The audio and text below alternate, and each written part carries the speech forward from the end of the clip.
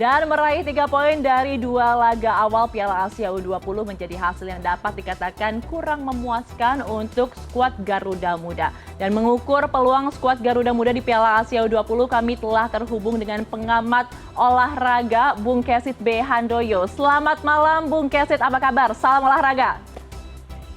Salam olahraga, Bayu. Kabar baik, selamat malam. Baik, Bung Kesit, kalau kita melihat saat ini Indonesia berada di urutan ketiga klasemen grup A Piala Asia U20. Dan dari 2 pertandingan sebelumnya, menurut Anda apa evaluasi mendasar yang harus diperhatikan oleh skuad Garuda Muda? Ya, kalau lihat dari pertandingan pertama kita kalah dari Irak ya. Memang permainan pada saat itu sepertinya penguasaan bola lebih banyak oleh tim Irak ya. Kemudian juga kerjasama antar lini ketika itu juga masih belum berjalan dengan baik. Tapi di pertandingan kedua menghadapi Suriah dan kita menang 1-0, pada saat itu sebenarnya sudah mulai tampil lebih apik ya dibandingkan dengan pertandingan pertama. Namun satu hal yang menurut saya juga perlu mendapat perhatian dari pelatih Sintayong adalah ketenangan diri ya, ketenangan diri para pemain Indonesia. Kemudian juga tidak terlalu terburu-buru untuk melakukan serangan ya ketika sudah berada di area pertahanan lawan sebenarnya. Maksud saya bagaimana ketenangan para pemain untuk lebih tinggi lagi sehingga tidak terlalu terburu-buru pada saat peluang emas itu didapat dan kemudian berupaya untuk bisa menciptakan gol ya. Saya pikir ini yang perlu dibangun lagi di U20 Indonesia sehingga pada saat menghadapi Uzbekistan malam hari ini yang notabene memang jauh lebih kuat ya dibandingkan dengan Irak dan juga Suriah, paling tidak Indonesia akan bisa memberikan perlawanan yang memadai. Itu Mbak Ayu. Berarti yang perlu digarisbawahi adalah finishingnya ya, jangan sampai membuang-buang kesempatan emas karena kurangnya kesabaran seperti itu. Dan kalau saya ingin menarik sedikit ke belakang, Bung Kesit melihat persiapan yang sebenarnya bisa dibilang cukup singkat ya, dan ada beberapa masalah yang terjadi. Di antaranya skuad yang tak kunjung lengkap saat dipanggil oleh timnas. Kira-kira sebenarnya apa sih yang harus dibenahi dari segi persiapannya? Iya, kalau bicara persiapan sebenarnya sih Indonesia sudah lebih dari cukup lah ya. Sebelum menghadapi Piala Asia U20 di Uzbekistan ini kan ada beberapa uji coba yang dilakukan termasuk turnamen mini yang dilaksanakan di Jakarta sebelum tim ini berangkat ke Uzbekistan. Dan hasilnya kita tahu kita hanya menang sekali melawan Fiji dan kita kalah menghadapi Selandia Baru dan juga Guatemala. Dan pada saat itu memang kita masih melihat penampilan Indonesia belum begitu meyakinkan ya. Kemudian ketidakhadiran Marcelino Ferdinand memang juga menjadi salah satu tim U20 kita kekuatannya sedikit menurun ya. Ini harus diakui biar bagaimanapun Marcelino Ferdinand adalah sosok pemain kunci yang diharapkan kehadirannya. Tapi apa boleh buat karena sebabnya di Liga Belgia tidak mengizinkan dia untuk bermain di tim U20 sehingga kita minus Marcelino. Dan persiapannya memang kalau dikatakan sepertinya ya tadi saya bilang itu sudah lebih dari cukup ya. Hanya saja memang ketidakhadiran pemain yang biasanya menjadi kunci ini cukup memberikan pengaruh di tim U20 Indonesia.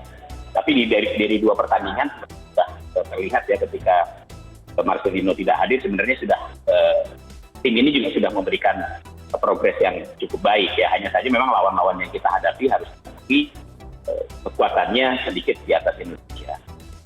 Jadi memang sebenarnya masih ada beberapa catatan penting ya Bung untuk kita bisa menorehkan prestasi terbaik di Piala Asia U20 ini. Tapi kalau misalkan tadi membicarakan Piala Asia U20 yang sebentar lagi dihadapi juga, yang kita harus fokus juga adalah Piala Dunia U20. Kira-kira apa sih Bung yang bisa kita jadikan catatan penting untuk Piala Dunia U20 pada bulan Mei mendatang? Ya, ini kan bagian Piala Asia U20 ini kan bagian dari persiapan Indonesia sebelum menghadapi Piala Dunia U20 Mei Juni nanti ya di Indonesia.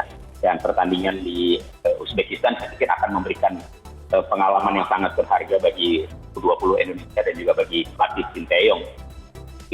Karena lawan-lawan di Piala Asia ini kan kelasnya pasti beda ya, Kemudian nanti pada saat menghadapi Piala Dunia U20 pun kelasnya akan lebih beda lagi ya. Indonesia lolos sebagai tuan rumah, artinya tidak mengikuti babak kualifikasi. Sementara lawan-lawan di Piala Dunia nanti adalah yang lolos dari babak kualifikasi yang artinya secara persiapan, secara kualitas permainan, pengalaman bertanding, jam terbang, dan juga menit bermainnya jauh lebih teruji dibandingkan dengan Indonesia. Indonesia beruntung karena lolos ke Piala Asia U20 dan ini akan menjadi sebuah persiapan yang menurut saya akan sangat bermanfaat ya. Belum nanti tim ini turun di Piala Dunia U20.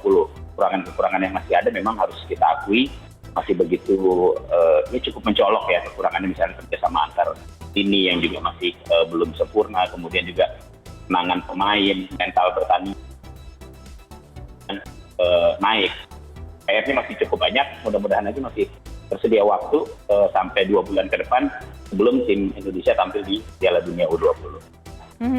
Bung Kesit, ini terakhir ya, kalau kita melihat beberapa waktu lalu sempat ada masalah konflik tarik-menarik pemain antara klub di Liga 1 dengan Timnas waktu itu.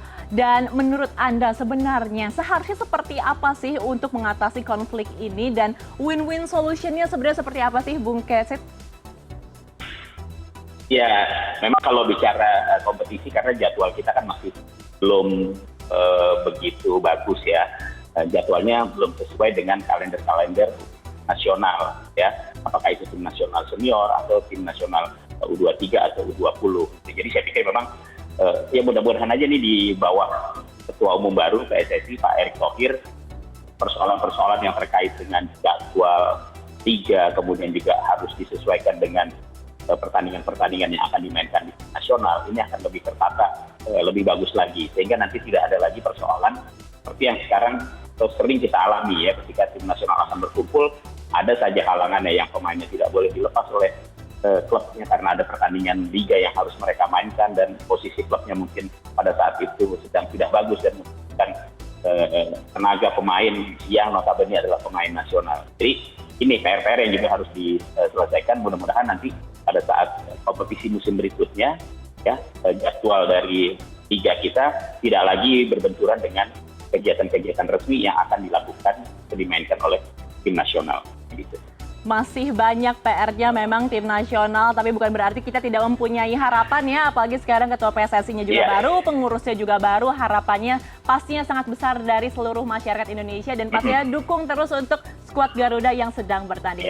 Terima kasih banyak. Harus ya, saya pikir tetap harus kita dukung apapun kondisinya tim nasional Indonesia. Betul sekali, Bung Kesit, terima kasih banyak atas perbincangan sama-sama Ayu. ini. Salam olahraga. Salam olahraga.